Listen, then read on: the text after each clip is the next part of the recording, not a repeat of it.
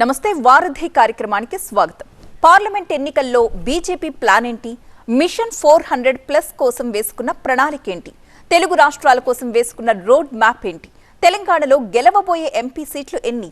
ఇలాంటి విషయాలకు సంబంధించి బీజేపీ ముఖ్య అధికార ప్రతినిధి కృష్ణసాగర్ రావు గారు ప్రస్తుతం టీవీ9 స్టూడియోలో ఉన్నారు. ఆయనతో మాట్లాడదాం. అలాగే వారధిలో ఎన్ఆర్ఐలు కాల్ చేయాల్సిన నంబర్స్ 914023490015, 914023490016. అలాగే వాట్సాప్ వీడియో కాల్ చేయాల్సిన నంబర్ 806036036036. నమస్తే కృష్ణసాగర్ రావు గారు. నమస్కారం అండి. కృష్ణసాగర్ రావు గారు, నిన్నటి వరకు ఇండియా కూటమిలో ఉన్న నితీష్ ఈ రోజు బీజేపీలోకి వచ్చేసారు. ఎలా అనిపిస్తోంది అంటే ఇది జరగడం వల్ల విపక్షాలకి రకరకాల మాటలు అనడానికి ఆస్కారం వచ్చింది. అసలు బీజేపీ ఏం చేయబోతుంది అనేది ఎవరికి అర్థం కావట్లేదు.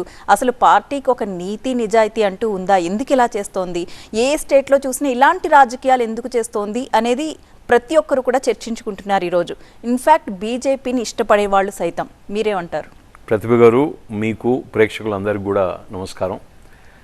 అయితే మమ్మల్ని అనుకోవడం అన్నది నాకు అంటే కొంచెం హాస్యాస్పదంగా ఉంది. ఎందుకంటే ఇప్పుడు ఒక కూటమిని విడిచిపెట్టి మా కూటమికి వచ్చింది నితీష్ గారు. ఎవరన్నా బాధపడినా, విమర్శించదలుచుకున్నా, కోపం పడినా ఆయన మీద పడాలి కానీ, ఆయన పార్టీ మీద పడాలి కానీ, భారతీయ జనతా పార్టీ ఏం చేసిందండి? ఇప్పుడు వాళ్ళకు ఒక కూటమి ఉన్నది, వాళ్ళకి రాష్ట్రంలో ఒక కూటమి ఉన్నది. వాళ్ళు జాతీయంగా ఆ కూటమిని కన్సెప్చువలైజ్ చేసిందే నితీష్ కుమార్ గారు. మరి వారే నాయకత్వం తీసుకొని కన్సెప్చువలైజ్ చేసిన ఒక కూటమిని, ఐఎన్డిఐఏ అనే కూటమిని వారు అక్కడ విడిచిపెట్టారు. ఆర్జేడీతో రాష్ట్రంలో ఉన్న కూటమిని విడిచిపెట్టారు. వారు భారతీయ జనతా పార్టీ దగ్గరికి, ఎన్డీఏ దగ్గరికి వచ్చారు. ఇప్పుడు మాకు బీహార్లో ప్రభుత్వం ఉంది ఈరోజు సాయంత్రం నుంచి. దానికి మమ్మల్ని విమర్శిస్తే తప్పు కదా. ఎందుకంటే ఆయన పార్టీ తీసుకున్న నిర్ణయం, అది మేము తీసుకున్న నిర్ణయం కాదు. ఓకే, ఇప్పుడు ఇండియా కూటమి నుంచి నెక్స్ట్ బయటకు వచ్చేది ఎవరు అంటే మీరు ఏమైనా కమెంట్ చేస్తారా దాని గురించి? అది వాళ్ళ కూటమికి సంబంధించిన విషయం. కానీ చూస్తుంటే నేను పర్సనల్గా కూడా వాళ్ళు ఆ కూటమి స్థాపించినప్పుడు ఆ పేరు పెట్టుకోవడం కూడా కష్టం మీకు. ఎందుకంటే ఒక డిబేట్లో చెప్పడం జరిగింది, నేషనల్ డిబేట్లో. ఆ పేరు ఏదైతే ఉన్నదో దానికి మీరు తలవంపులు తెచ్చే విధంగా చేయడం కరెక్ట్ కాదు. ఎందుకంటే ఈ కూటమి ఆగదు, ఈ కూటమి నడవదు, ఇది కుప్పగూలుతుంది అని సెకండో థర్డ్ డే నాడో చెప్పడం జరిగింది. ఈరోజు అంటే క్లోజ్ టు 3 months అవుతున్నట్టున్నది. అండ్ ఈరోజు కుప్పగూలే పరిస్థితిలో ఐఎన్డిఐఏ కూటమి ఉన్నదని నేను గట్టిగా భావిస్తా ఉన్నా. In the run up to election అసలు ఎవరు ఉండరు ఆ కూటమిలో. ఎందుకంటే అది ఒక స్వార్థ కూటమి. ఏ పార్టీ వారిని ప్రొటెక్ట్ చేసుకోవడానికి మాత్రమే, వాళ్ళ పార్టీని, వాళ్ళ నాయకుల్ని ప్రొటెక్ట్ చేసుకోవడానికి మాత్రమే స్థాపింపబడిన కూటమి. అది దేశానికో, ప్రజల కోసమో, ఒక కామన్ ఎజెండాతోనో, గవర్నెన్స్ ఎజెండాతోనో, పొలిటికల్ ఎజెండా ఎట్లా ఉంటుంది, ఏదైనా మంచి చేద్దామని అనుకున్న కూటమి కాదది. కాబట్టి ఎవరికి వాళ్ళు స్వార్థ ఎజెండాలతో పక్కకి వెళ్ళిపోతారు తప్పించి ఇప్పటికి ఒక్క దగ్గర కూడా సీట్ షేరింగ్ జరగలేదు. ప్రీపోల్ అలయన్స్ అయితే ఇప్పటి వరకు అయితే సీట్స్ షేర్ చేసుకోవాలి కదా. దగ్గర ఒక 3 weeksలో మనకి నోటిఫికేషన్ కూడా వచ్చే పరిస్థితి ఉంది. అంటే ఎవరికి వాళ్ళు పక్కకి వెళ్ళిపోతారా, లేక ఎన్డీఏ కూటమికి వచ్చే అవకాశాలు ఉన్నాయంటారా? అంటే ఎన్డీఏ కూటమికి రావాలని మేము ఎవరిని కోరటం లే, కానీ వాళ్ళు వస్తే మేము కాదనలేము. కాబట్టి రెండు జరగవచ్చు. కానీ కూటమి పడిపోవడం అన్నది మాత్రం ఖాయం.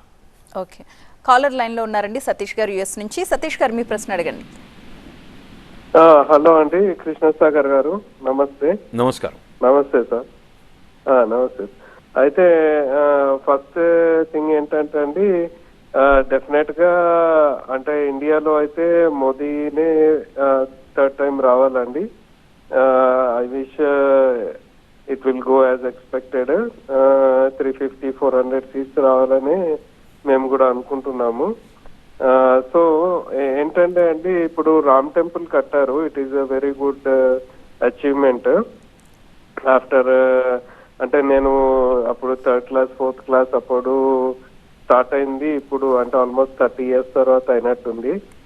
So the same thing with Taj Mahal అండి. అంటే Taj Mahal, I don't know why people have been projecting it as a symbol of love. It is a symbol of oppression and slavery అండి. అంటే షాజహాన్ నూర్జహాన్ మీద ప్రేమతో కట్టలేదు అది. తను చనిపోయినాక even that after like in pregnancy, so Taj Mahal ని మన the symbol of love in India is Khajuraho temples. So we should promote Khajuraho temples and like our civilization, our culture అండి. అదొకటండి. సెకండ్ థింగ్ ఏంటంటే అండి, మాది తెలంగాణ. సో తెలంగాణలో మీకు 12+ సీట్స్ రావాలండి. ఎందుకంటే BJP will play big role in nation కాబట్టి మీరు ఎట్లయినా కాంగ్రెస్ ని ఓడగొట్టి మరి అంటే ఏం చేస్తారో కానీ, అంటే మరి Revanth Reddy I'm not very impressed with him. 6 guarantees అంటే అప్పులలో ఉందంటారు, 6 గ్యారంటీస్ అమలు చేస్తారంటారు. I don't know how it will become possible. It will be more burdensome. So you should take care of the financial situation in Telangana. So ఈ 2 things అండి మాకు. Very nice Satish గారు, thank you very much. Me wishes, me views on Ayodhya, తర్వాత భారతీయ జనతా పార్టీకి 12 సీట్లు రావాలి తెలంగాణలో మీరు కోరుకున్నారు. మీ మద్దతుకు, సహకారానికి నేను ధన్యవాదాలు తెలుపుతా ఉన్నాను. అయితే ఇప్పుడు మీరు సివిలైజేషన్ గురించి మాట్లాడారు కాబట్టి మాట్లాడాల్సిన అవసరం వస్తూ ఉన్నది. ప్రధానమంత్రి నరేంద్ర మోదీ గారు కూడా వారు చాలా క్లియర్గా చెప్పడం జరిగింది వారు ఇచ్చిన స్పీచ్లో. అంటే కొంచెం సిగ్గుపడాల్సిన విషయం, 75 సంవత్సరాల స్వతంత్ర భారతదేశంలో మన రాముడు అంటే దగ్గర దగ్గర 86% కంటే ఎక్కువ ఉన్న హిందూ నేషన్లో మన దేవుణ్ణి మనం బయట పెట్టుకోవాల్సిన అవసరం వచ్చింది, టెంట్లో ఉండాల్సిన అవసరం వచ్చింది. మన దేవుడు టెంట్లో ఉంటూ 75 సంవత్సరాల స్వతంత్ర భారతదేశంలో కూడా మనం వారికి తగిన స్థానంలో, వారికి తగిన వారి టెంపుల్లో, అది కూడా వారు చక్రవర్తి లాంటి దేవుడు, చక్రవర్తి తర్వాత దేవుడు కాబట్టి వారికి తగు గౌరవం నరేంద్ర మోదీ గారు మాత్రమే తేగలిగారు. న్యాయ వ్యవస్థ మన దేశంలో ఎంత గౌరవింపబడుతున్నదన్నది వారు ఎస్టాబ్లిష్ చేశారు. కానీ ఇంత డిలే అయినందుకు తప్పకుండా కూడా వారు బాధపడ్డారు. మన అందరం కూడా బాధపడాల్సిన అవసరం ఉన్నది. మనకి ఇంతకు ముందున్న ప్రభుత్వాలు ఏవి కూడా భారతదేశ సంస్కృతిని, భారతదేశ సివిలైజేషనల్ గ్లోరీని ఎక్కడ కూడా అది యాసెట్గా పరిగణించకుండా ఒక లయబిలిటీగా పరిగణించడం జరిగింది. ఆ పరిగణతో మాత్రమే మనం అపీజ్మెంట్ పాలిటిక్స్ చేస్తూ, మైనారిటీ అపీజ్మెంట్ పాలిటిక్స్ చేస్తూ మన గౌరవాన్ని మనమే తగ్గించుకోవడం జరిగింది. ఈరోజు భారతదేశంలో ఒక బలీయమైన సర్కార్, ఒక బలమైన నాయకుడు, ఒక హిందూ సివిలైజేషన్, అంటే హిందూ అంటే ఒక మతం కాదు, చాలామందికి అర్థం కాని విషయం. అంటే సపోర్ట్ చేసే వాళ్ళకి, ఎగెన్స్ట్ ఉన్న వాళ్ళకి కూడా చాలా మటుకు అర్థం కాని విషయం. హిందూ అన్నది ఒక సివిలైజేషనల్ వే ఆఫ్ లైఫ్. అది ఒక రిలీజియన్ కాదు. మనం రిలీజియన్ అనుకున్నప్పుడల్లా దాన్ని తక్కువ చేసిన వాళ్ళం అవుతాం. కాబట్టి భారతదేశంలో ఉన్న వాళ్ళందరూ కూడా హిందువులే. ఎందుకు అంటే మీరు ఆ జాగ్రఫికల్ ఏరియా, దాన్ని మనం హిందుస్థాన్ అనడం, హిందూ కుష్ మౌంటైన్స్ని మనం హిందూ అని ఎందుకు అంటా ఉన్నాం, తర్వాత ఇండియన్ ఓషన్ ఏదైతే ఉన్నదో దాన్ని ఆ పేరు పెట్టి ఎందుకు పిలుస్తూ ఉన్నాం, ఇవన్నీ కూడా ఆలోచించాల్సిన విషయం. కాబట్టి ఒక జీవన విధానాన్ని, ఒక సివిలైజేషనల్ గ్లోరీని, ఒక నాలెడ్జ్ బేస్డ్ సివిలైజేషనల్ ఐడెంటిటీని మనం అర్థం కాకుండా ఏదో ఒక రిలీజియస్ అపీజ్మెంట్ చేయడానికి ఇన్ని రోజులు ఒక అత్యంత గౌరవప్రదమైన మర్యాద రామచంద్రుణ్ణి బయట కూర్చోబెట్టే పరిస్థితికి తీసుకొచ్చాం. కాబట్టి మనందరం కూడా దేశంలో మొత్తం మంది కూడా నరేంద్ర మోదీ గారు తీసుకున్న ఈ నిర్ణయాన్ని, వారి ఇనిషియేటివ్ని, వారి పట్టుదలని, అయోధ్య రామమందిరం అక్కడే కట్టడాన్ని వారు సాధించారు. కాబట్టి వారికి మనం ఎప్పటికి కూడా కృతజ్ఞత తెలియజేయాల్సిన అవసరం ఉంటుంది. అయితే సార్, ఇక్కడ ఇంకొక విమర్శ కూడా ఎదురవుతోంది. ఇంకా ఆలయం పూర్తిగా నిర్మాణం కాకముందే ఎన్నికల్ని దృష్టిలో పెట్టుకుని హడావిడిగా బాలరాముడి విగ్రహ ప్రతిష్టాపన చేసేశారు అనేది ప్రతిపక్షాలు చేస్తున్న విమర్శ. ఈ ప్రతిపక్షాలు 75 సంవత్సరాలు ఎక్కడికి పోయినానంటారు ప్రతిభ గారు? 55 సంవత్సరాలు కాంగ్రెస్ పార్టీ ఈ దేశాన్ని పాలించింది. అప్పుడు వారు టెంట్లో ఉన్నారు కదా, ఇప్పుడు అట్లీస్ట్ అండర్ కన్స్ట్రక్షన్ టెంపుల్లో ఉన్నారు. అప్పుడు వారు టెంట్లో ఉన్నారు కదా, వాళ్ళు ఏం చేశారు? కాబట్టి ఇట్లాంటి విమర్శలు చేయడం అన్నది వాళ్ళని వాళ్ళు తగ్గించుకోవడం తప్పించి ఏం లేదు. అంటే వాళ్ళకి కామన్ సెన్స్ కూడా లేనట్టు తెలుస్తూ ఉన్నది.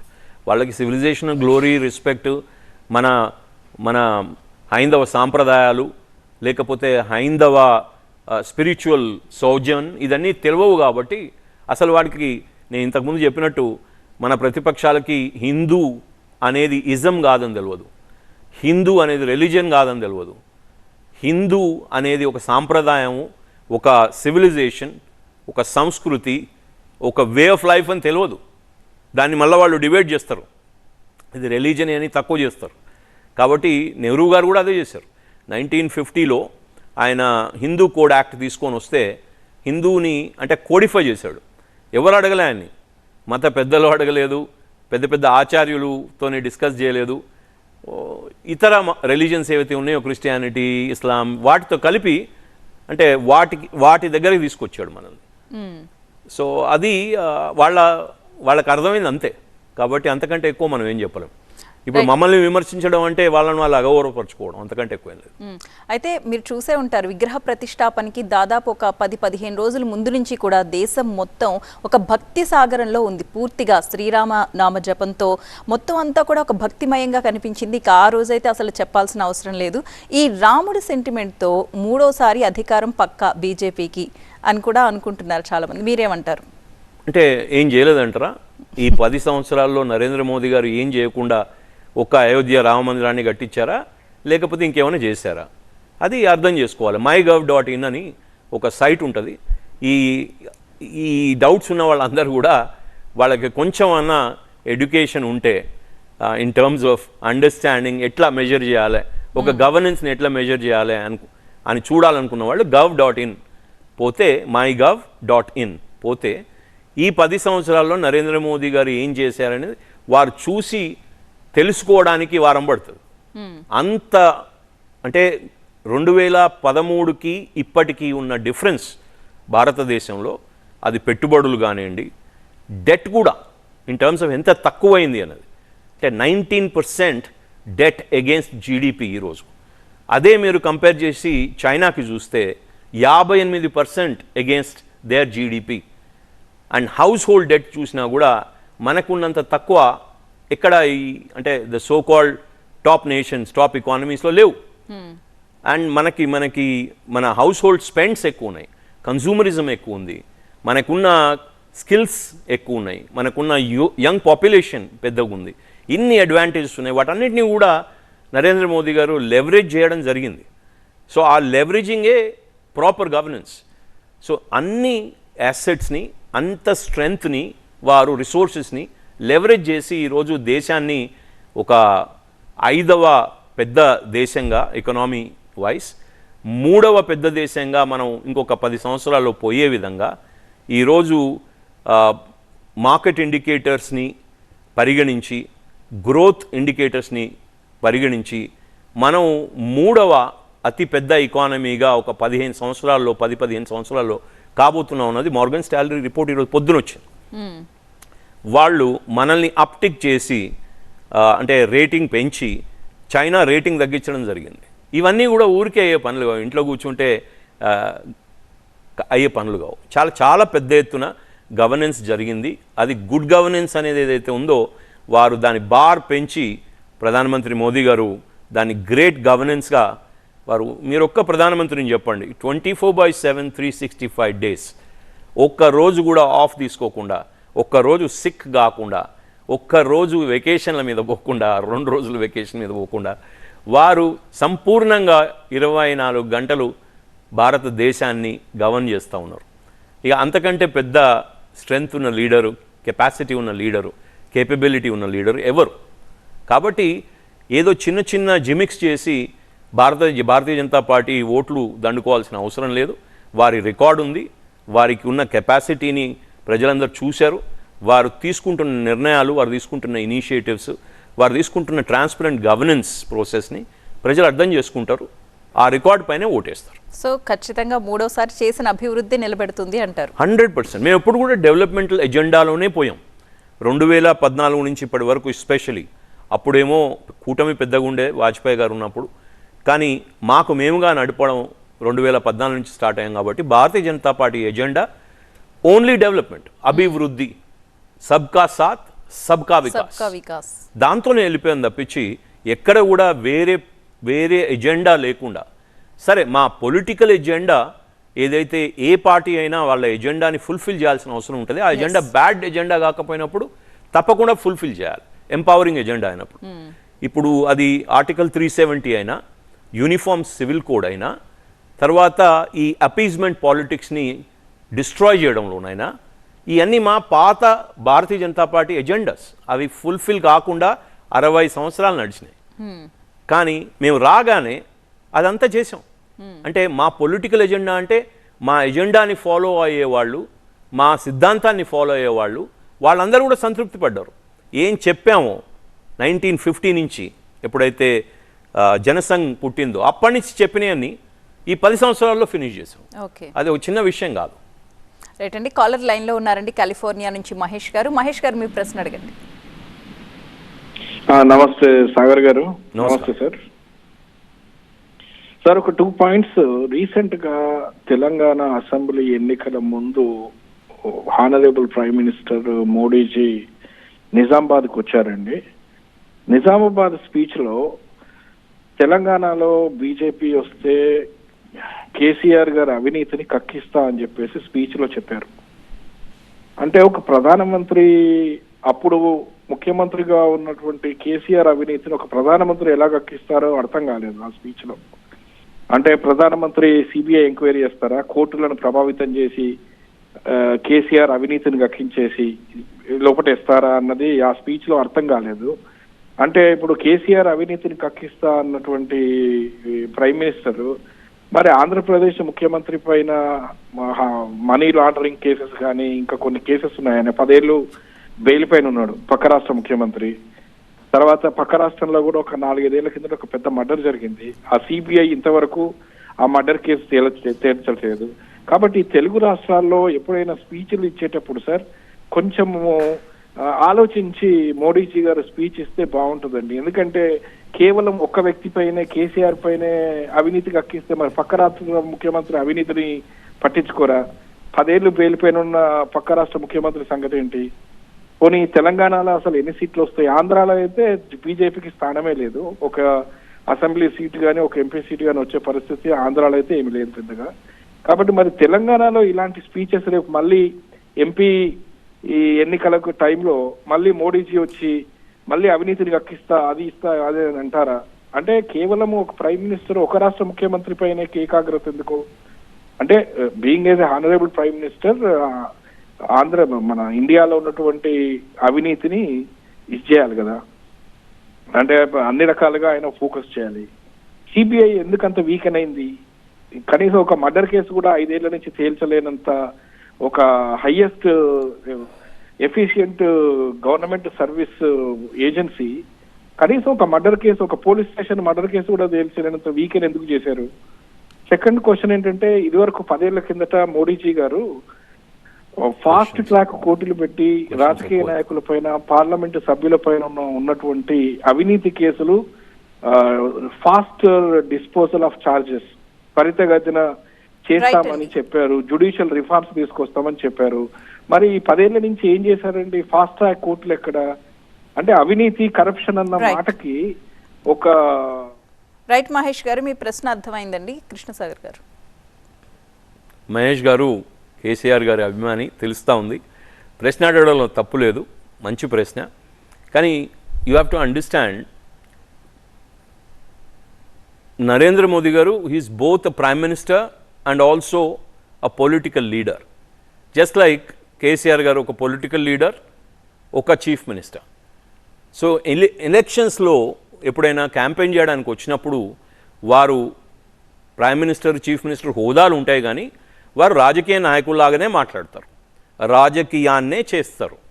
కాబట్టి మీరు దాన్ని సీరియస్గా తీసుకొని మీరు గవర్నెన్స్ ఫ్రేమ్వర్క్లో ప్రైమ్ మినిస్టర్ వచ్చి మాట్లాడతారా చీఫ్ మినిస్టర్ కరప్షన్ గురించి అంటే వారు మాట్లాడరు.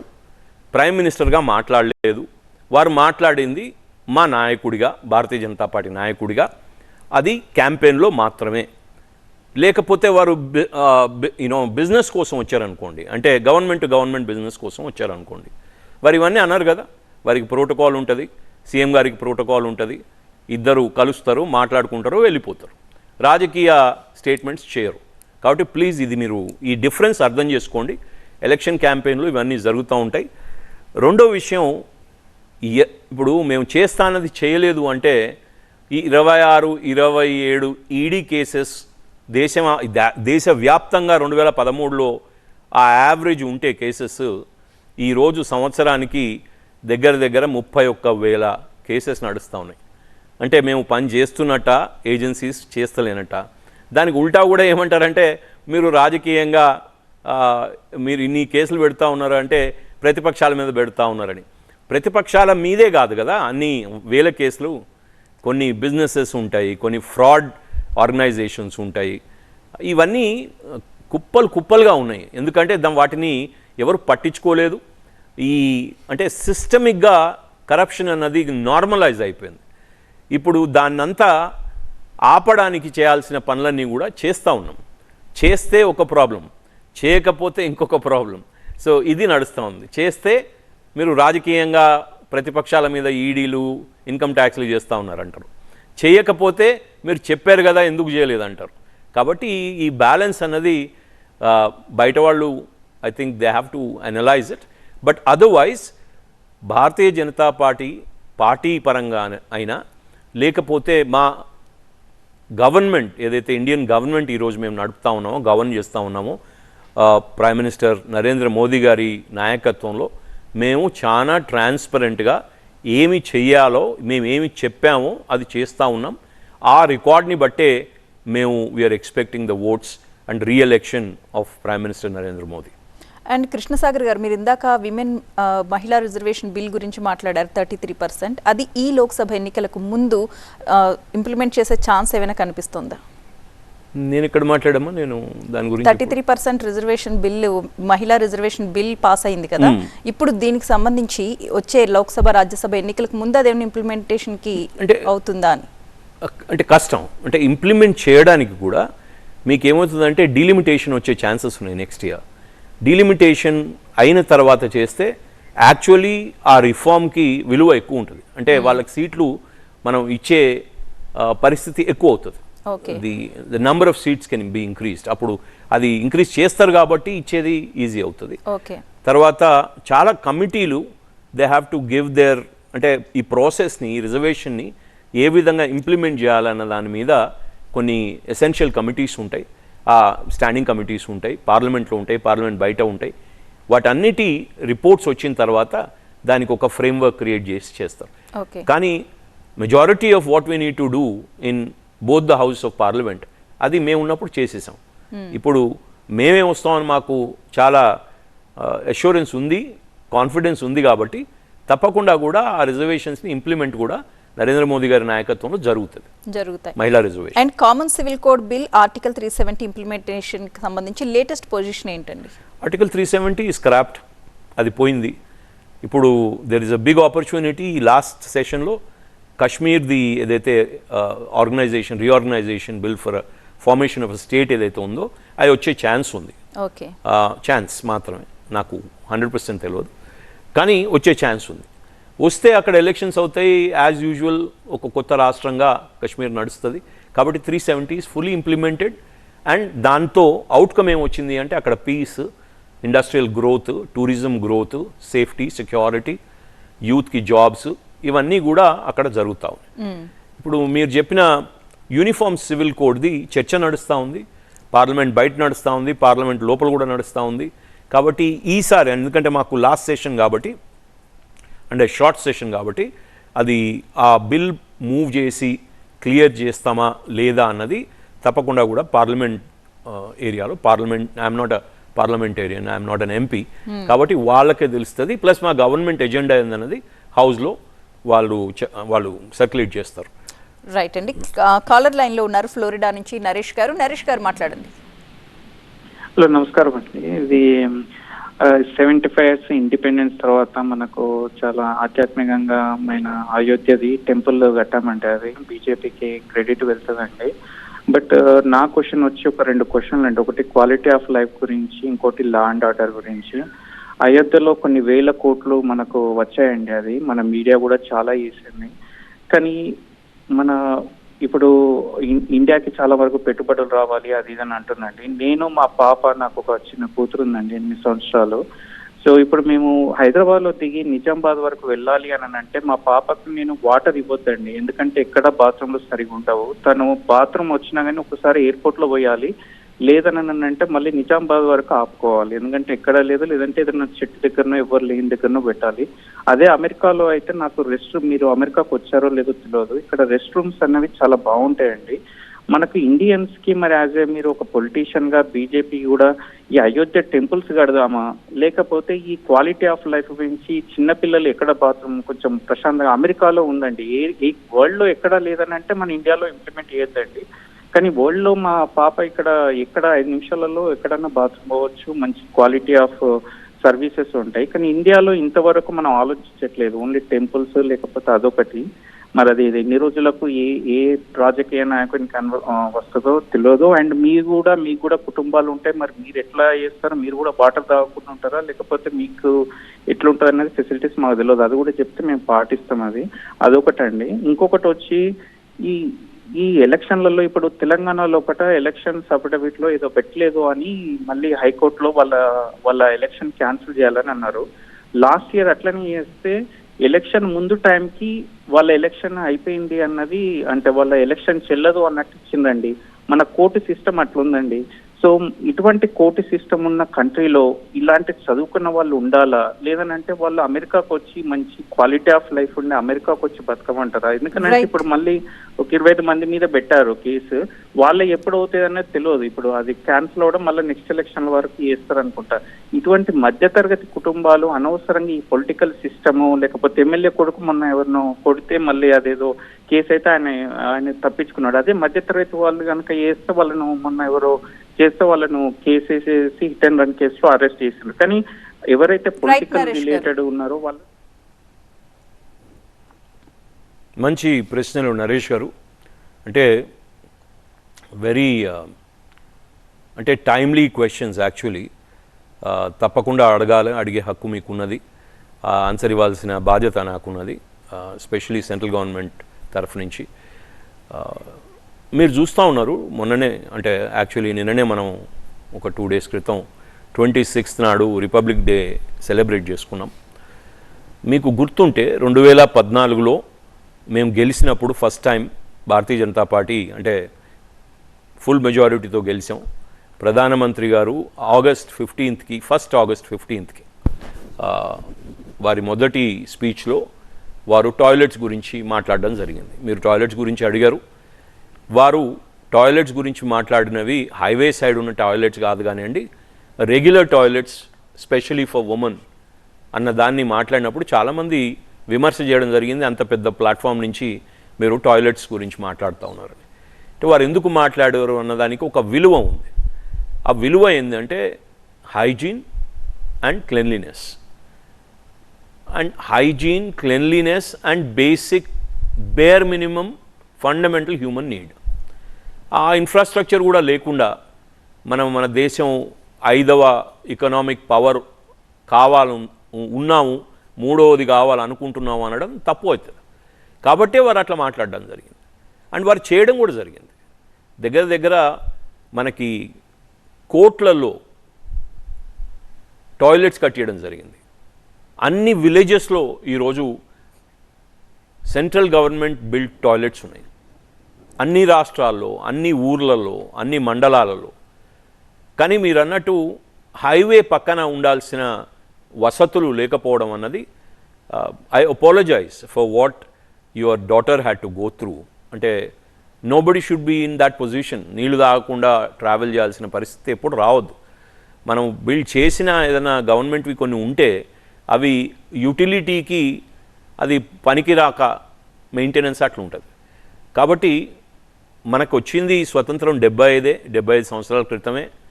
కానీ అది తక్కువ కాదు, మనం అమెరికా లాగా ఉండడానికి ఎక్కువే అని మనం అనుకోవాల్సి వస్తుంది. అంటే అన్ని సంవత్సరాలు వాళ్ళు 230 సంవత్సరాలు వాళ్ళకి స్వతంత్రం వచ్చి, కాబట్టి మనం ఇంకా గ్రోయింగ్ కంట్రీ. అన్ఫార్చునేట్లీ 4000 సంవత్సరాల కింద 5000 సంవత్సరాల కింద ఇప్పటికంటే బెటర్ అమ్యూనిటీస్ ఉంటుండే. కానీ నేను ఇంతకుముందు కూడా అదే చెప్పిన, నేను వేరే వాళ్ళని బ్లేమ్ చేసుడు కాదు, ఆల్వేస్ కాంగ్రెస్ని బ్లేమ్ చేయడం అన్నది కాదు కానివ్వండి. ఇప్పుడు అక్కడికే వస్తుంది. ఇప్పుడు 1947 నుంచి దగ్గర దగ్గర 55 సంవత్సరాలు వాళ్ళు నడిపితే వాళ్ళు ఏం చేసినారు? వాళ్ళు బేసిక్ ఇన్ఫ్రాస్ట్రక్చర్ ఎక్కడ ఉండే? మీరు ఏ ఊరు నుంచో నాకు తెలియదు కానివ్వండి, నాకు గుర్తున్నది నేను స్కూల్లో ఉన్నప్పుడు హైదరాబాద్ నుంచి కరీంనగర్, కానీ కరీంనగర్ నుంచి హైదరాబాద్, మాది కరీంనగర్, రావడానికి 5.5 గంటలు పడుతుండే. ఈరోజు గంటలు వస్తున్నారు, గంటన్నరలో వస్తున్నారు. మ్యాక్సిమం ఏదైనా ఆర్డినరీ బస్సులో వస్తే ఆర్ ఎక్స్ప్రెస్లో వస్తే మీకు 2 hours కంటే ఎక్కువ పట్టదు. కాబట్టి ఇన్ఫ్రాస్ట్రక్చర్ గ్రో అవుతూ ఉంది. వీఆర్ వర్క్ ఇన్ ప్రోగ్రెస్ మన కంట్రీ. అండ్ మనకి జనాభా కూడా ఆలోచించండి. అంటే మీకు ఎక్స్క్యూజ్ ఇస్తలేను, మనకి పరిస్థితి అట్లుంది. కాబట్టి ఒక 15 సంవత్సరాల నుంచే ఈ వసతుల గురించి, ఈ ఇన్ఫ్రాస్ట్రక్చర్ గురించి మాట్లాడడం కానీ చేయడం కానీ జరుగుతూ ఉంది. తప్పకుండా కూడా ఇంకొక 5 సంవత్సరాలు మాకు అవకాశం వస్తుంది. ఆ అవకాశం వచ్చిన అప్పటి నుంచి ఈ ఇన్ఫ్రాస్ట్రక్చర్ గ్రోత్ ఆల్రెడీ చాలా పెద్ద ఎత్తున ఇన్వెస్ట్ చేసాం. 26,000 మైల్స్, అంటే మీరు kilometres, I'm sorry not miles, kilometres highways expansion పొడిగించడం జరిగింది. కాబట్టి చాలా బ్యూటిఫుల్ ఇన్ఫ్రాస్ట్రక్చరల్ గ్రోత్ జరుగుతూ ఉంది. ఆ ఇన్ఫ్రాస్ట్రక్చరల్ గ్రోత్ మీరు చూడొచ్చు కూడా రోడ్ల మీద. 5 lane 6 lane హైవేస్, ఇవన్నీ ప్రాపర్లీ లిట్, ప్రాపర్లీ కమ్యూనికేషన్ ఉన్న హైవేస్, యాక్సిడెంట్ తక్కువ చేసే హైవేస్ అయినా ఉన్నాయి. కానీ మీరు అన్నట్టు ఇంకా ఎసెన్షియల్ నీడ్స్ని ఫుల్ఫిల్ చేయలేకపోతున్నాం. ఈ నెక్స్ట్ గవర్నెన్స్ ఆపర్చునిటీలో తప్పకుండా కూడా ఈ న్యూఆన్సెస్ అన్నీ ఆలోచించి ఫెసిలిటీస్ అన్నీ ప్రొవైడ్ చేయడం జరుగుతుంది. నేను స్పెషల్గా రిప్రజెంట్ చేస్తాను. మీరు ఈరోజు రేజ్ చేసింది చాలా ఇంపార్టెంట్ విషయం. నాట్ జస్ట్ ద టాయిలెట్స్, తినాలన్నా, కూర్చోవాలన్నా, రెస్ట్ తీసుకోవాలన్నా మీకు అక్కడ ఉన్నట్టు రెస్ట్ ఏరియాస్ ఉన్నట్టు మంచి పెద్ద రెస్ట్ ఏరియాస్ ప్రైవేట్ పరంగా అయినా గవర్నమెంట్ పరంగా అయినా. గవర్నమెంట్ పరంగా చేస్తే ఏమవుతుందంటే అది మెయింటెనెన్స్ ప్రాబ్లం అవుతుంది. కాబట్టి ప్రైవేట్ పరంగా ఇదర్ ఇన్ఫ్రాస్ట్రక్చర్ బిల్డ్ చేసి ప్రైవేట్ వాళ్ళకి ఇచ్చి ఆపరేట్ చేయించడం అన్నా, లేకపోతే గవర్నమెంట్ ఆపరేట్ చేయడం అన్నా ఒక పాలసీ వైజ్ తప్పకుండా కూడా I will take that up. ఈ సందర్భంగా మనం స్వచ్ఛ భారత్ గురించి కూడా డిస్కస్ చేయాలేమో కృష్ణసాగర్ గారు. ఒకప్పుడు ఎంతో పెద్ద ఎత్తున ఈ కార్యక్రమాన్ని నిర్వహించారు, కానీ ఈ మధ్యకాలంలో మళ్ళీ కాస్త నెగ్లిజెన్సీ కనిపిస్తోంది. అంటే స్వచ్ఛ భారత్ అన్నది ఇనిషియేటివ్, నేను ఇంతకుముందు చెప్పినట్టు ఒక సామాజిక విలువ, క్లెన్లీనెస్, హైజీన్, పక్క వాళ్ళకి, మనకు, అందరికీ. అవును. కానీ ఆ ఇనిషియేటివ్ ప్రధానమంత్రి గారు తీసుకున్నారు. వారికి ఉన్న ఇన్ఫ్లుయెన్స్తో వారు చెప్పింది చేస్తారు కాబట్టి జనాభా చేయడం స్టార్ట్ చేసింది. క్లెన్లీనెస్ పెరిగింది, మనం చూస్తూ ఉన్నాము. పరిసరాలలో చెత్త చెదారం తగ్గింది. కానీ అది గవర్నమెంట్ మాత్రమే చేయలేదు. మీరు you will agree with me that it is a civic right, at the same time civic responsibility. ఇప్పుడు సివిలియన్స్ ఆ రెస్పాన్సిబిలిటీ, ఆ బాధ్యత తీసుకోలేదనుకోండి, గవర్నమెంట్ ఎక్కడికి వెళ్ళి ప్రతి ఇంచ్ని క్లీన్గా ఉంచగలుగుతుంది? ఇప్పుడు కార్ల నుంచి ఉంచడం, కార్లో నుంచి తాగిన బాటిల్ పడేయడం, చెత్త చెదారం ఎక్కడికి పోయినా కూడా చెత్తని మనం ఎక్కడనో అక్కడే వేసుకోవడం, అసలు అంటే బాధ్యత లేని సివిక్ లైఫ్. కానీ మేబీ విదేశాల్లో ఇక్కడ కూడా స్ట్రిక్ట్ రూల్స్ అమలు చేయాలేమో. అంటే రూల్స్ ఒకటి, మీరు అన్నట్టు పెనాల్టీలు, ఇవి అవి, పనిష్మెంట్లు, రివార్డులు ఇవ్వచ్చు. అంటే హ్యూమన్ కాండక్ట్ని అదే విధంగా కంట్రోల్ చేయబడుతుంది. సర్కస్లో జంతువులను కూడా మనం అట్లనే కంట్రోల్ చేస్తాం, క్యారెట్ ఆర్ స్టిక్ అప్రోచ్. కానీ ఇక్కడ పరిస్థితి ఏంటంటే మనకి ఆ విలువ 5,000 సంవత్సరాల క్రితం ఉంది. హరప్పన్, మొహంజదారో మీరు ఆ సివిలైజేషన్ తీసుకుంటే వాళ్ళ సెల్ఫ్ సస్టైనబుల్ గ్రీన్ లివింగ్ అన్నది ఇప్పుడు అందరు మాట్లాడుతూ ఉన్నారు, కార్బన్ ఫ్రీ, ఇది అది, గ్రీన్ లివింగ్, ఎన్వైరన్మెంట్ అని. అప్పటి నుంచి ఉంది మన సివిలైజేషన్లో. కానీ ఎక్కడో పోగొట్టుకున్నాం మధ్యలో. మేబీ బికాజ్ బానిసత్వం ఒక 700-800 సంవత్సరాలు, అంటే 4-5 జనరేషన్లు పోయినాయి. దాని తర్వాత బానిసత్వం పోయినా కూడా బానిసలుగా ఉండే ప్రభుత్వాలు, కలోనియల్ క్లోన్స్, కలోనియల్ స్లేవ్స్, మళ్ళీ ఒక 55 సంవత్సరాలు నడపడం. అప్పుడు కూడా అంటే ఒక పాత విలువలని యాసెట్గా తీసుకోలే మనం. ఇప్పటికి కూడా తీసుకోవటం, I'm sorry for saying it. ఇప్పటికి కూడా అంతా వెస్టర్న్ మయం. చిన్న పిల్లలు స్కూల్లో ఉంటే వాళ్ళ ప్లేలిస్ట్ అమెరికాలో ఉన్న ప్లేలిస్ట్, పిల్లల ప్లేలిస్ట్. నేను అంటే చెప్తే అది ఎట్లుంటుందో కానివ్వండి, ఐసీ స్కూల్స్లో అంత ఇంగ్లీష్ మాట్లాడడం ఓకే, ఇంగ్లీష్ నేర్చుకోవడం ఓకే, ఇంగ్లీష్లో మాట్లాడడం ఓకే, యాక్సెంట్ ఎందుకు? కుక్కట్పల్లిలో స్కూల్లో పోతూ అమెరికా యాక్సెంట్ ఎందుకు? అంటే మనం we are not happy in our skin, మన ఐడెంటిటీ మనకు సరిపోవటంలే. అట్లాంటి బట్టలు వేసుకోవాలి, చిన్న చిన్న బట్టలు వేసుకోవాలి, రివీలింగ్ క్లోత్స్ వేసుకోవాలి. నేను ఏం వేసుకోవాలి నేను చెప్పటంలే, కానీ డస్ ఇట్ ఫిట్ యూ? కొంతమందికి అసలు ఫిట్టే కానీ అవి వేసుకొని తిరుగుతూ ఉంటారు, అధ్వానంగా ఉంటుంది. కానీ ఎవరు చెప్పాలి? చెప్తే రైట్స్ కొట్లాట. ఇప్పుడు ఇవి రైట్స్ గీట్స్ కంటే ఎక్కువ బాధ్యతలు ముఖ్యం కదా. ఫస్ట్ బాధ్యత అయితే ఉండాలి కదా.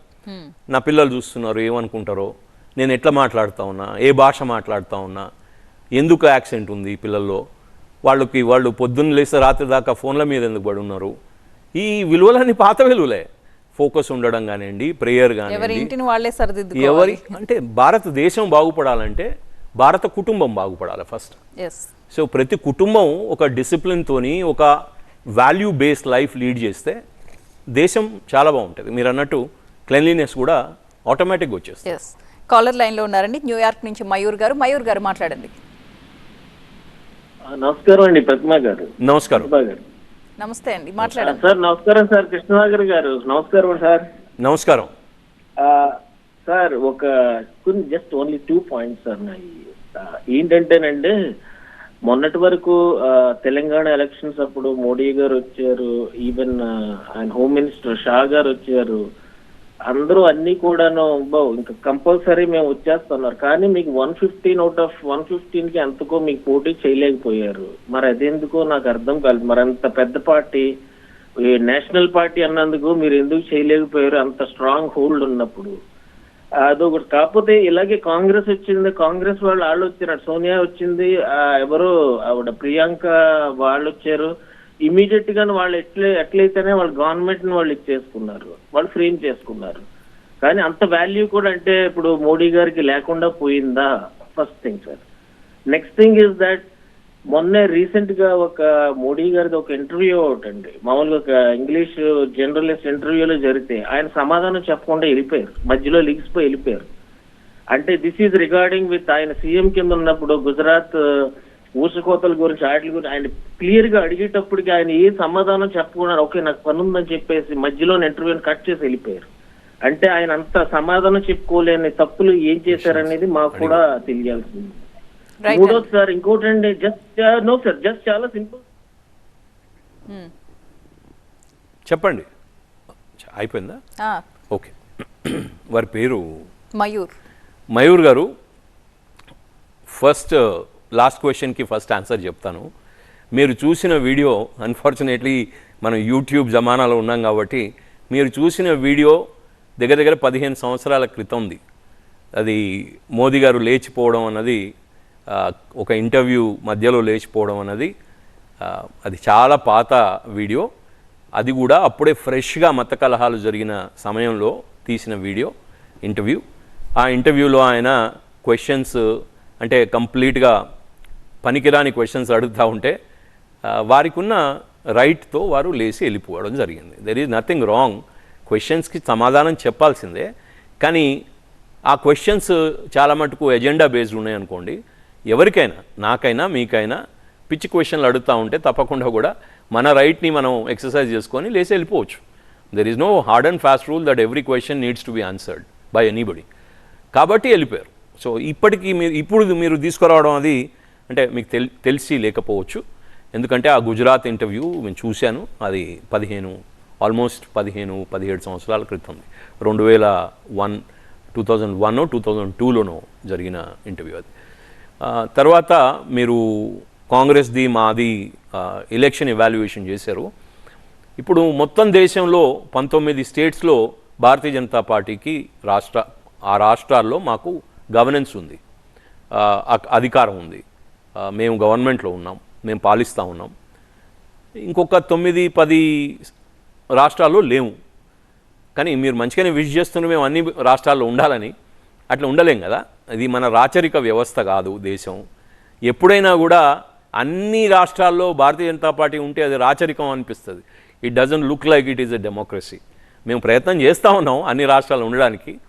ఎప్పుడైతే కొన్ని రాష్ట్రాల్లో ఇప్పుడు లెట్సే ఇప్పుడు 17 నుంచి 19కి వచ్చాం అనుకోండి, మళ్ళా నెక్స్ట్ ఎలక్షన్లో మధ్యలో వచ్చే ఎలక్షన్లో ఒక 2 పోయినాయి అనుకోండి, ఎప్పటికీ ఒక డెఫిసిట్ అనేది ఉంటుంది.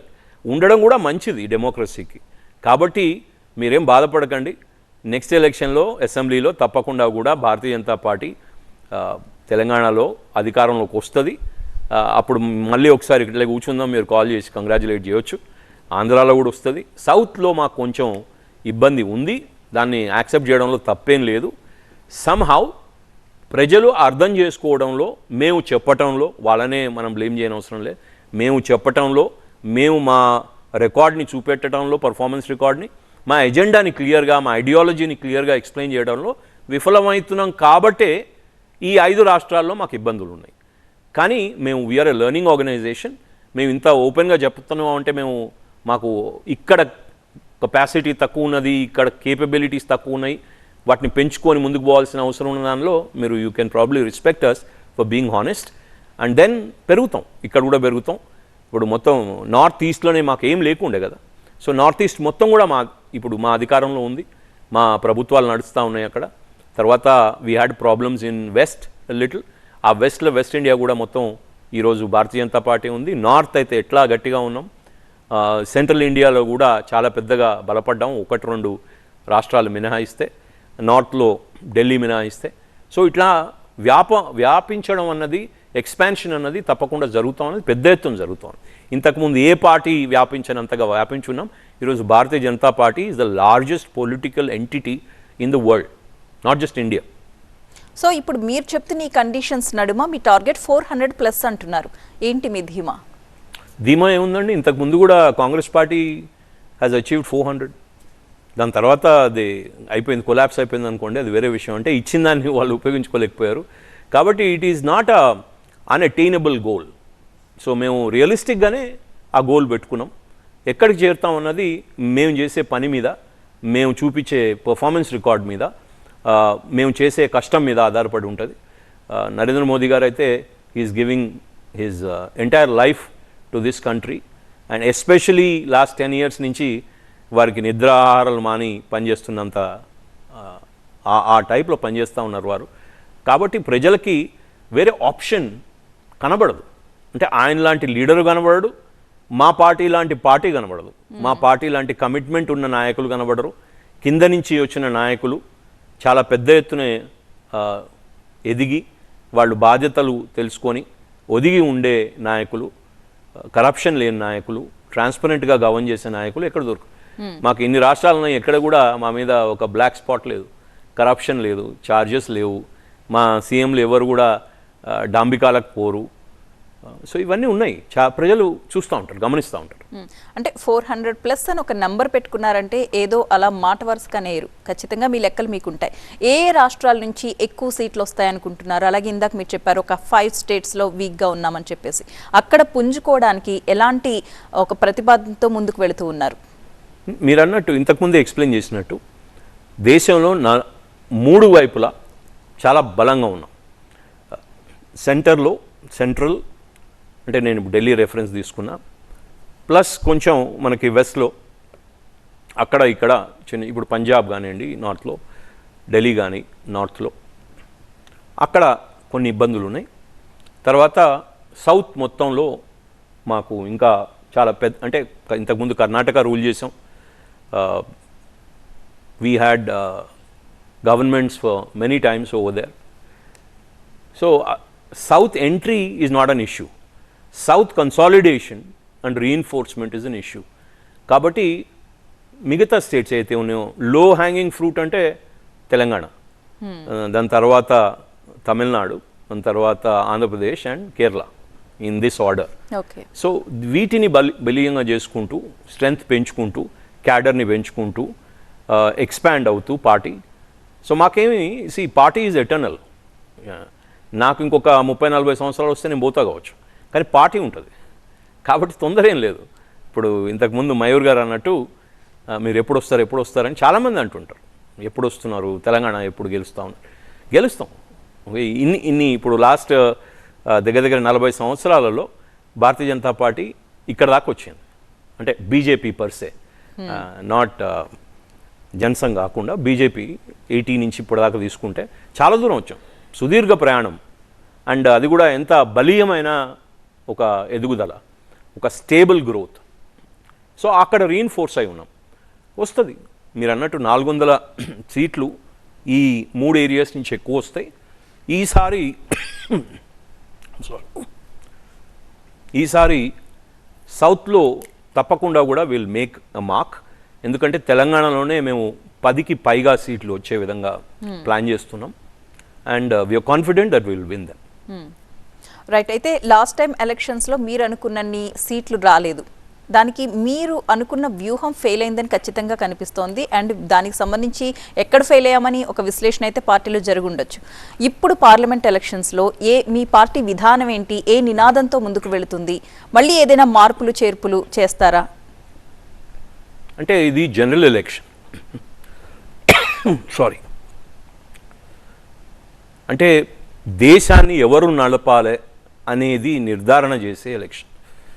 కాబట్టి ఇంతకు ముందు అసెంబ్లీలో జరిగింది completely different election. Local issues, local leaders, local format, local competition. కానీ ఇది నేషనల్ సినారియోలో ప్రజలు ఈ జాతిని ఎవరు నడపాలి అనే ఆలోచనలో ఓటేస్తారు. కానీ మీరు ఓటింగ్ స్టేషన్కి పోతే దానికంటే ముందు రోజు మీరు డైనింగ్ టేబుల్ మీద మాట్లాడుకున్నా ఎవరికి వేద్దామని, ఎవరికి వేద్దామని అనుకుంటారు, న్యాచురల్గా ఎవరికి వేద్దాం అనుకుంటారు. ఒక బలమైన లీడర్, ఒక స్టెబిలిటీ ఉన్న పార్టీ, ఒక ఐడియాలజికల్ కనెక్ట్ భారత ప్రజలతో ఉన్న పార్టీ, ట్రాన్స్పరెంట్గా కరప్షన్ ఫ్రీ గవర్నమెంట్ ఇచ్చే పార్టీ.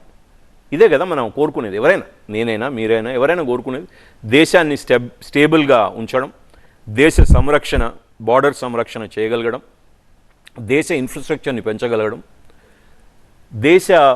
దేశంలోకి పెట్టుబడులు తేగలగడం, దేశ ఇన్ఫ్రాస్ట్రక్చర్ని బలోపేతం చేయగలగడం, తర్వాత మన యూత్కి జాబ్స్ ఇచ్చే కెపాసిటీ తీసుకురావడం, మన పిల్లలకి నెక్స్ట్ ఇండియా ఎట్లుంటుందో, న్యూ ఇండియా ఎట్లుంటుందో చూపించగలగడం.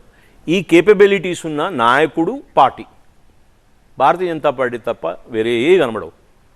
కాబట్టి 400 కంటే ఎక్కువ వచ్చినా కూడా మీరు సర్ప్రైజ్ గానే అవసరం లేదు. కాబట్టి వ్యూహం ఒక్కటే. మార్పు కోరుకున్న ప్రజలు దేశంలో మార్పు కోరుకోరంటారా? ఈసారి ఇంకొక గవర్నమెంట్ కి ఇద్దామని మార్పుని ఆశించరంటారా? Very good question. డెమోక్రసీ అంటేనే సైకిల్. అట్లా ఆలోచించడానికి అక్కడ ఒక ఆప్షన్ ఉండాలి, పక్కన ఒక ఆప్షన్ ఉండాలి. నరేంద్ర మోదీ గారు వారి రికార్డ్ లాస్ట్ 10 సంవత్సరాల నుంచి, Bharatiya Janata Party record of clean governance and many other things. దాని పక్కన ఎవరు? సరే నేను మార్పు కోరుకుంటున్నా అనుకుందాం, ఇంకెవరైనా చూద్దాం, ఒకసారి ట్రై చేద్దామని. ఎవరు? ఒక 4-5 స్టేట్లలో కూడా గవర్నెన్స్లో లేని కాంగ్రెసా?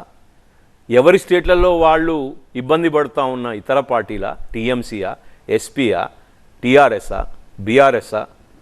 ఎవరున్నారు? నేషనల్ స్కేల్లో అయితే ఎవరూ లేరు. వాళ్ళందరూ కట్టకట్టుకొని వచ్చారు మొన్న, అయినా కూడా వాళ్ళు ఎటువల్ల అటు పోతూనే ఉన్నారు. కాబట్టి ఆప్షన్ ఏంది? సో ఇదే మీ ధీమా? 100%. ఎందుకంటే ఐఎమ్ ప్రౌడ్. అంటే ఇప్పుడు ఒక ఆప్షన్ లేకుండా చేయగలిగారు నరేంద్ర మోదీ గారు. వారికి ఈక్వల్గా ఎవరు లేరు, ఎవరు చూపెట్టే పరిస్థితి లేదు. ఒక గవర్నెన్స్ ఇప్పుడు కాంగ్రెస్ పార్టీ 2 రాష్ట్రాల్లో ఉంది అనుకుందాం, ఉంది, ఇక్కడ మన దగ్గర కూడా ఉంది, కర్ణాటకలో కూడా ఉంది. చేసి చూపించారా ఏమన్నా? ఇంత రిమార్కబుల్ డిఫరెన్స్ ఏమన్నా ఒక గవర్నెన్స్ మోడల్తో చూపించారా? వాళ్ళకేమైనా కొత్త గవర్నెన్స్ మోడల్ ఉందా కరప్షన్ తప్పించి?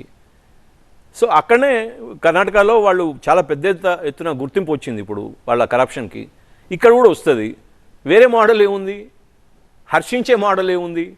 సమర్థించే మోడల్ ఏమున్నది గవర్నెన్స్కి? ఎట్లేస్తారు కాంగ్రెస్కి? అది కూడా దేశం మొత్తం. వాళ్ళ దేశం మొత్తం కూడా లేరు కదా, they are nowhere, very few states. So కాబట్టి నేను అనేది ఏంటంటే ఉండొద్దు అని నేను అంటలే, కానీ మేము భారతీయ జనతా పార్టీ పోయి వేరే పార్టీని అయితే పెంచలేం కదా, రాహుల్ గాంధీకి హెల్ప్ అయితే చేయలేం కదా. కాబట్టి మేము కోరుకున్న ప్రతిపక్షాలు బలంగా ఉండాలని, వాళ్ళకి ఆ సమర్థత లేదు. దేశం ఆ పరిస్థితికి వచ్చింది ఎందుకంటే అంత నారో మైండెడ్ పాలిటిక్స్ చేస్తూ ఉన్నారు. గవర్నెన్స్ అండర్స్టాండింగ్ లేని వాళ్ళు సీఎంలు, తర్వాత హెచ్ఎంలు, గిచ్ఎంలు, ఎందుకంటే మొత్తం ఫ్యామిలీ ఎంటర్ప్రైజెస్. నిన్న మొన్న చదువుకొని చిన్న పనులు చేసి వచ్చిన వాళ్ళు పెద్ద పెద్ద మినిస్టర్లు కావడం, ఎందుకంటే కుటుంబం. సో ఈ కుటుంబం, ఈ అపీజ్మెంటు, ఈ కరప్షన్, ఈ మూడుతోని ఈ రీజనల్ పార్టీస్ అన్నీ along with the big family dynasty party Congress ruin అయిపోయినాయి. మేం చేయలే, వాళ్ళకు వాళ్ళు రూయిన్ అయ్యారు. కాబట్టి ఈరోజు దెర్ ఈజ్ నో సబ్స్టిట్యూట్. మేము బాగా చేయకుండా సబ్స్టిట్యూట్ లేదు అనడం ఆరోగెన్స్ అవుతుంది. మేము చాలా బాగా చేస్తూ ఉన్నాం, ఇంకా చేయాలనుకుంటున్నాం. నరేంద్ర మోదీ గారు ఇంకొక టర్మ్ చేయాలనుకుంటున్నాం, వారు చేయాలనుకుంటున్నారు. కాబట్టి ప్రజలకు సేవ చేయడానికి ఒక కేపబుల్ లీడర్ అడుగుతూ ఉంటే ఓట్లు వారికే వేస్తారు. రైట్ అండి. కాలర్ లైన్లో ఉన్నారు ఖతార్ నుంచి లోకేష్ గారు. లోకేష్ గారు మీ ప్రశ్న అడగండి.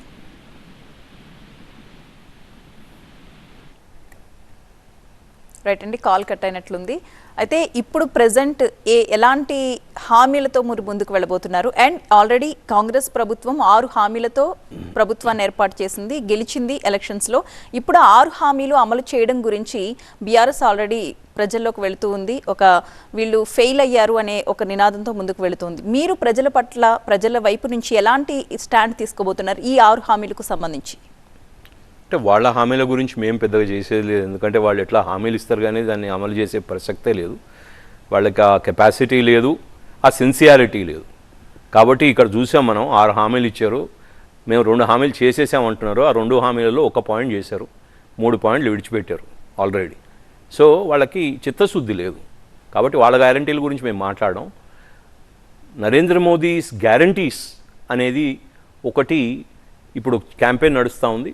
మేము ఇప్పటిదాకా చేసినవే చూపిస్తూ ఉన్నాం, ఎందుకంటే మేము పర్ఫార్మెన్స్ రికార్డ్ చూపెట్టాలి.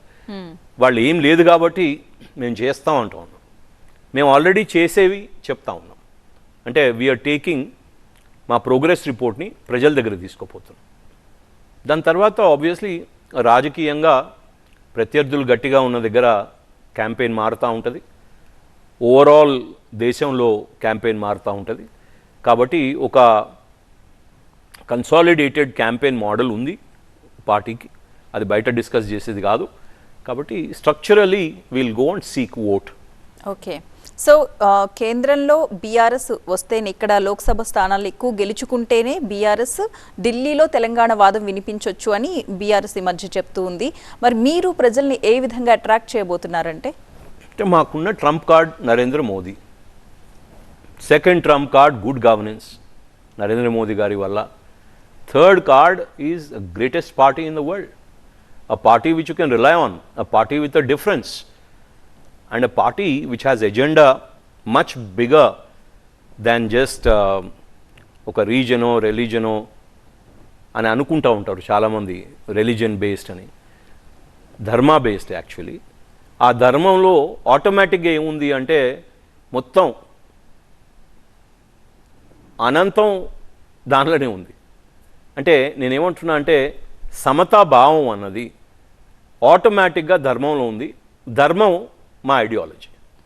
కాబట్టి ఈ ధర్మాన్ని ఇంటిగ్రల్ హ్యూమనిజం అని ఉంది మాకు, ఏకత్వ మానవతావాదం, అంత్యోదయ అంటే చివరి ప్రజ వరకు ఈ వెల్ఫేర్ స్కీమ్స్ పోవాలి.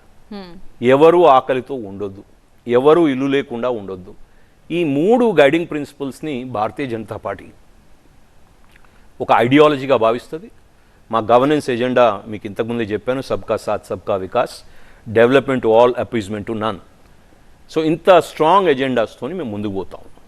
ఇప్పుడు ఆంధ్రప్రదేశ్ విషయానికి వస్తే ఎలక్షన్స్ దగ్గర పడుతున్నాయి. ఇప్పుడు పార్టీ స్టాండ్ ఏ విధంగా ఉంది? అండ్ పవన్ కళ్యాణ్ గారితో ఆల్రెడీ పొత్తులో ఉంది, టీడీపీతో కూడా కలిసి వెళ్ళే అవకాశం ఉంటుందా? మళ్ళీ ఈ 3 పార్టీలు కలిసి ఎలక్షన్స్కి వెళ్ళే అవకాశం ఉంటుందా? పొత్తులు అన్నవి జాతీయ దృక్పథంతో రీజనల్ పొత్తైన జాతీయ పార్టీ, జాతీయ కమిటీలు తీసుకునే నిర్ణయం. దానిలో తప్పకుండా కూడా ప్రధానమంత్రి గారు, హోంమంత్రి గారు, ఇతర పెద్ద నాయకులు వారు కూర్చొని మాట్లాడుకొని, ఆ రాష్ట్రానికి సంబంధించిన ప్రెసిడెంట్, ఆ రాష్ట్రానికి సంబంధించిన పెద్ద నాయకులు వాళ్ళందరూ కూర్చొని డిసైడ్ చేసే ఒక కార్యక్రమం. సో పబ్లిక్గా స్టూడియోలో అది జరుగుతుందా జరగలేదా అని నేను చెప్పలేను. పార్టీ స్టాండ్ ఏ విధంగా ఉండబోతుంది? ఎట్లాంటి మేనిఫెస్టోని రూపొందిస్తున్నారు?